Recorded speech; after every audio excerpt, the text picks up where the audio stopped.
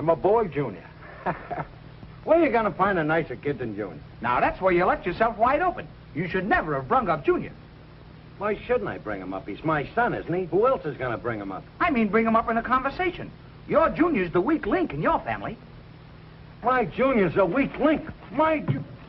Gillis, you certainly got a nerve. Give me back my tomato. Relax, Riley. We're only discussing. You question me with a question, I answer you with an answer. Your Junior's a nothing. My Junior's a nothing. Now, if you want to talk about sons, look at my Egbert. I've looked at your Egbert, and you have my deepest sympathies.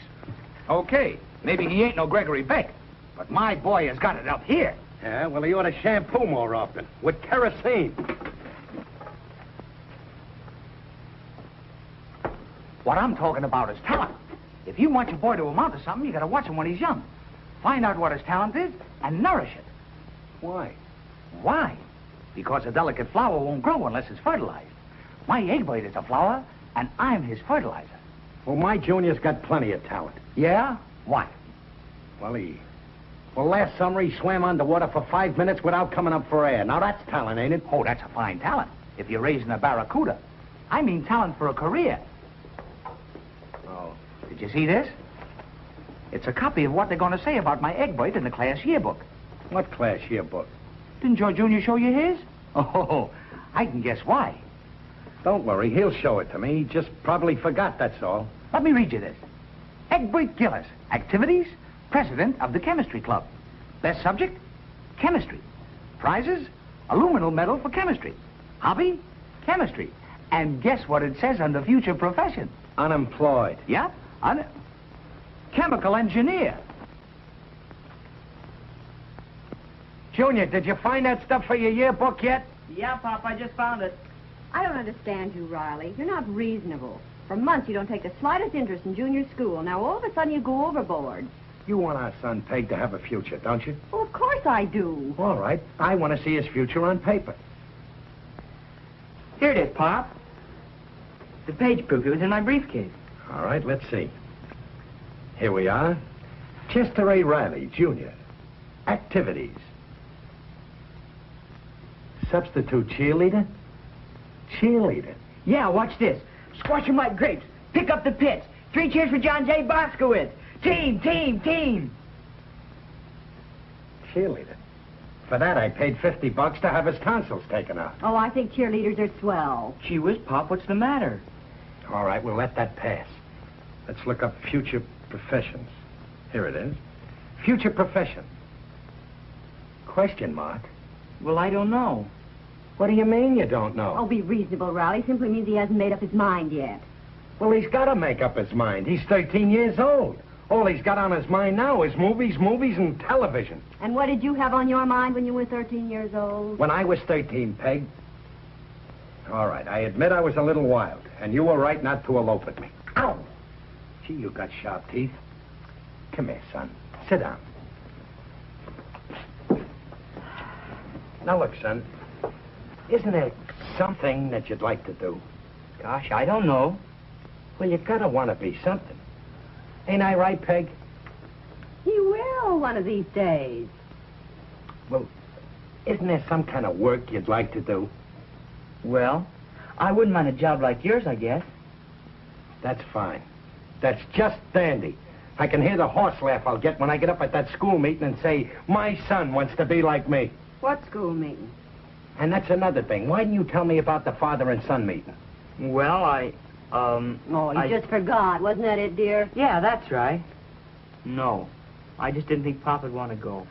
What do you mean I wouldn't want to go? All the other fathers are going, ain't they? They're going to get up and talk about their sons.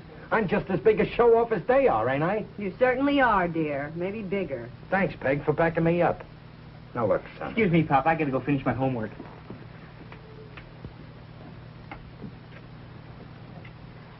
Squash 'em like grapes. Pick up the seeds. 3 cheers for John J. Boskowitz. Why, it don't even rhyme.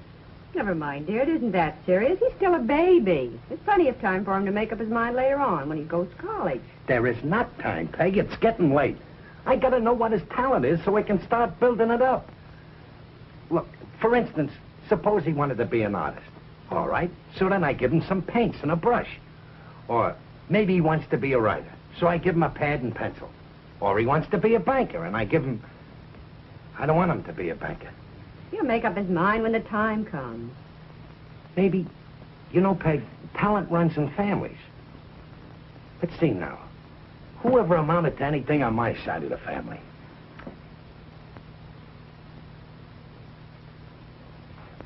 Let's go to your side of the family. Well, I had a cousin once who was a great surgeon. No kidding. Yeah, James Prose. He's very famous. Maybe Junior takes after him. Oh, don't be silly. Why not? Surgery. That could be his talent. Only it's hidden.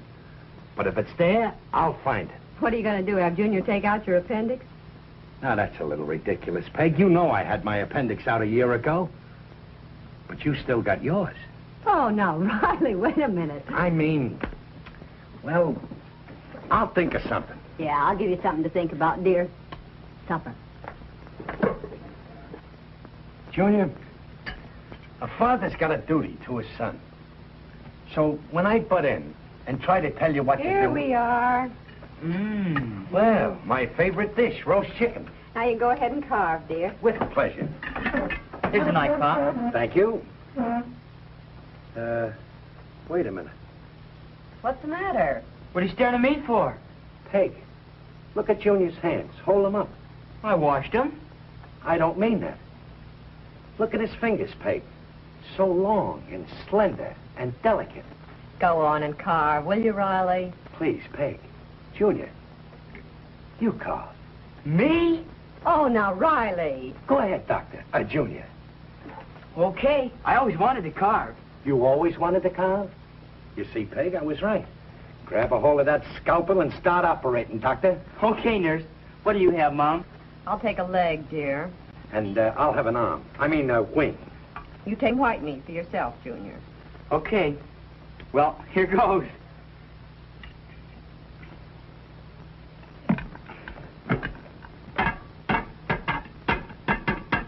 Gee, this chicken's tough. It is not. It's like butter.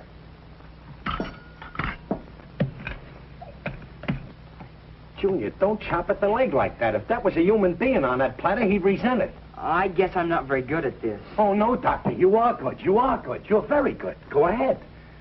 A little encouragement.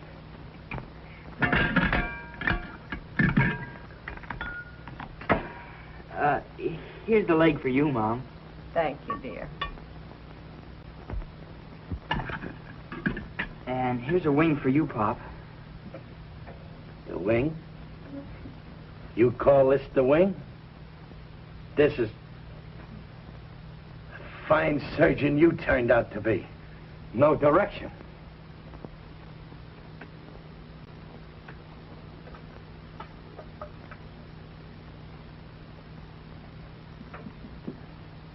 Some surgeon. The way he was tearing at that poor chicken. Oh, forget it, will you? That's all you keep harping about. I can't forget it. A father's got a duty to his kid. I'm gonna make something of that boy if I have to... Where is he anyway? Now, you leave him alone. He's in his room reading.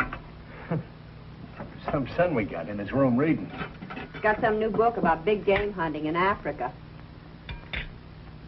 No kidding. He's interested in that? I guess so. He's had his nose in that book for about a week. Hey, Peg. That's it. That's his talent. A big game hunter. He'll be a Frank Buck. Oh, for heaven's sake. That's even better than being a doctor. He'll bring him back alive. Stop dreaming, dear, will you? Gee, Peg, I can see it all now. He's a big game hunter. Junior's got a safari. They're crossing a steaming desert, trying to get over a river. They're chopping at the underbrush, and they're stalking elephants. They're trapping lions, and they're shooting tigers. Peg, that takes guts. That takes real courage. Help! Help, Mom! That's Junior! Come on, Peg. Help! Mom, come on! Help! Help! Junior, what's the matter? What's the matter? There's a mouse in my room. Case Y. Patient was 13-year-old boy suffering from complex new roses during adolescence. Well, Junior's 13. Chief symptoms: indecision, vaccination, vacillation, sense of inferiority, lack of interest. That's Junior's case exactly. Analysis revealed basic cause to be an octopus complex and a deep-rooted hatred of his father. Oh, no. He hates me. How can he hate me when I'm so lovable? However, complete cure was effected by inducing patient to talk freely and frankly admit his father hatred. Once this mental block was removed, patient became normal and adjusted, and today is outstanding lawyer. Outstanding lawyer. Imagine that. Just because the kid admitted he hated his father. Hey, Junior! Junior, come here quick! You call me, Pop? Junior, how would you like to be an outstanding lawyer? A lawyer? Yeah, that'd be keen. Okay, lay down on the couch. Huh? I said lay down on the couch. I'm not tired. Junior, I'm your father. Do as I say. Lay down on the couch. Okay, I'll lie down.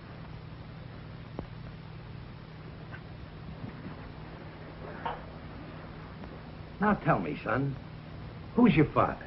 My what? Now, don't get up. Don't get up. Stay right there. Just tell me who your father is. Why, you are. Now we're getting someplace. How do you feel about me, Junior? How do I feel? Yeah. You hate me, don't you? Who, me? Of course not. Just stay there, Junior. Come on now. Come on, admit it. You hate me. I don't hate you. Don't be stubborn, Junior. Before I'm finished with you, you'll hate me. Oh, come on, Pop. Will you let me out of here? Will you please stay there? You're not getting up until you're cured. Now, come on. Talk freely. Admit it. You hate me. Say you hate me and you'll make me the happiest man in the world. But, Pop, I don't hate you. I love you. You don't love me. You hate me. What is the meaning of this? Peg, I got some horrible news for you, and we might as well face it. Junior loves me. He's a hopeless case.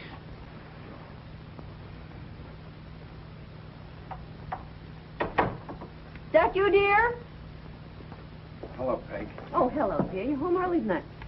Well, tonight's the school meeting, and, well, I got a lot of things to straighten out. Where's Junior? He's in his room. Hey, now, listen. You leave him alone, Dr. Freud. He's my boy, too, and I'm not worried about his future. Oh, Peg, here's another carrot. Gillis couldn't finish my lunch. Peg, what am I going to say tonight at the school meeting? What you always say at the school meeting. Wake me up when it's over. But I haven't got a speech. All the other fathers will have speeches, and I'll be there speechless. So what? Now, you go on and get dressed, and then we'll have supper, and we'll get over to the school. I ain't going. You're not going? No. Well, all right. I can't make you go. Guess I'll just have to go alone with Junior. Oh, say, Mom. Oh, hi, Pop. Say, Mom, could I have 2 spools of thread and a needle and a pair of scissors? Yeah, it's in my sewing basket in Bab's room, but what do you want with it? I got a swell idea to make something. Son. Instead of taking chemicals and inventing something, he's playing around with a needle and thread. We're raising a tailor. Fine profession. What's wrong with being a tailor? What's wrong with it? Hey, that's right. There's nothing wrong with it. Only not a tailor, Peg. A dress designer. Maybe that's his talent. Oh, now don't start in again. First you had a surgeon and a big game hunter. Now a designer. Peg, I got a feeling that this is it. A dress designer. Why, there's a fortune in it. Gee, he'll have a saloon in Paris, a saloon in New York. Salon. Oh. And just think, Peg, when all them society debutantes come out, they'll be coming out of his dresses. I can see it all now, Peg. We're visiting him in Paris. There's a big sign with his name on it. Our son. Madam Junior Riley. All the weird ideas. Come down to earth, will you? Just because he asked for a needle and thread doesn't mean that he's No, gonna... Peg, I got a hunch that this is it. That boy of mine has found himself at last. A dress designer. Come on, Peg, let's go see what the little genius is creating. Riley, I got supper to get on, don't... Come on, Peg, this is more important than supper. Wait till Gillis hears about this. Come on, Peg, come on. Well, Madam Junior? Huh? Show your mother and me your creation. My what? Your creation, what you made with the needle and thread. Oh, no. Come on, dear, don't be so modest. Well, here it is.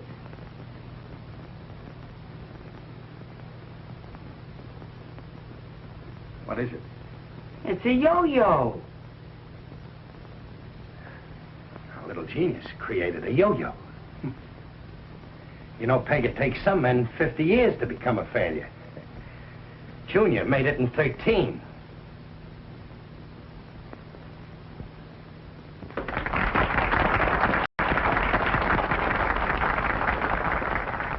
And so, in summing up, I leave you parents and sons with this thought. My 30 years as a junior high school teacher have convinced me of the truth of the old saying, the boy is father to the man. Teacher's a wonderful speaker, isn't he, Junior? Yeah, he's okay for a teacher. Hey, there's Pop. Oh, Riley, I'm so glad you came, dear. Hello, Peg. Hello, Junior. And now, we're going to hear from another proud father, Mr. James Madison Gillis.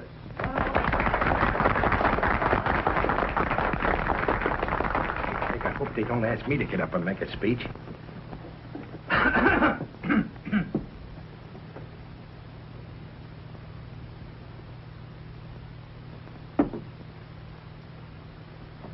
Mr. Chairman, fellow fathers and mothers, I'm sure we just all enjoyed the very cute little speech the teacher just gave us.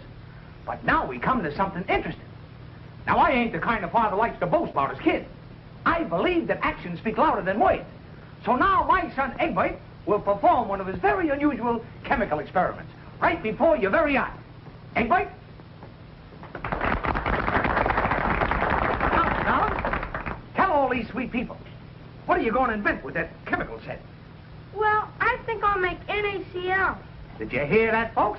He's going to make knackle. Gee, Junior, why didn't you have a knack for making knackle? Okay, Egbert, the floor is yours. I'm not quite ready yet, Papa. Oh. Well, while we're waiting, we can waste a little time by listening to one of the other fathers. Oh, how about my good friend Riley? Come on, folks, let's give him a nice big hand. He's a little shy. No. Come on, Riley, don't be so modest. Tell all the folks about your junior's future. I can't. I'm keeping it a secret. Riley, go on, say something. Everybody's staring. Sure, come on, Go there's nothing to it, Riley. There you are. They're all yours. Well, Excuse me. Well, good evening, ladies and gentlemen, Mr. Chairman, fellow fathers and fellow mothers. I've been studying my junior for quite some time now, and for a while there, we thought he was going to be one of those, and then we found out that he wasn't going to be that. And then we found out that he had some talent for, well, he was starting to make those. Then we found out he didn't have any talent for that. So then we went out and we bought him one of those, it was a large, they have them over in that, then he wanted a needle and thread. He wanted to go big game hunting. So I now give you my wife's son, Junior. Mom, I can't make a speech. Go on, dear, say something. You'll be fine. Pop, I can't make a speech. Why not? I just made a lovely speech. Papa, I'm ready now. Well, my Egbert is ready now. Okay, Riley, sit down. Go ahead, Egbert, my dear boy. In this here test tube here, I have some hydrochloric acid here. You hear that, folks? Hydrochloric acid. Go ahead, my little darling. This is a match. You gotta admit, Peg, he is clever. I now take care of this alcohol lamp here.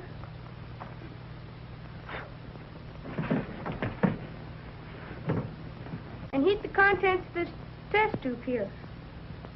Observe how it burns with a bright...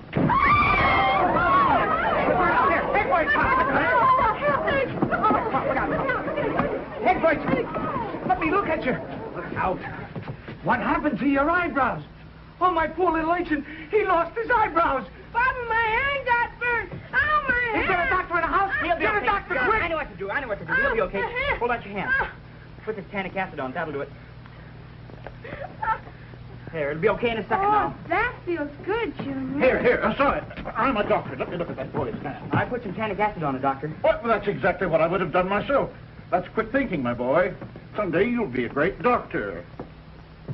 Doctor, I'm going to sue the Board of Education for this. But, Papa, I'm all right now. Are you with me or against me? You're not all right, and shut up. I'm going to sue.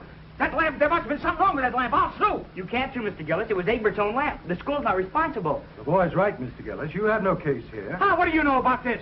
Well, aside from being the teacher, I also happen to be a lawyer. Lawyer. Well, we'll see about this. I'm taking this case to court. I'll bet you lose, Mr. Gillis. I'll bet you 5-1. Hank, did you hear that? I'll bet you 5-1. Ladies and gentlemen, I know what my son's gonna be. He's gonna be a doctor, a lawyer, and a bookmaker. Son, I'm mighty proud of you, as I always was.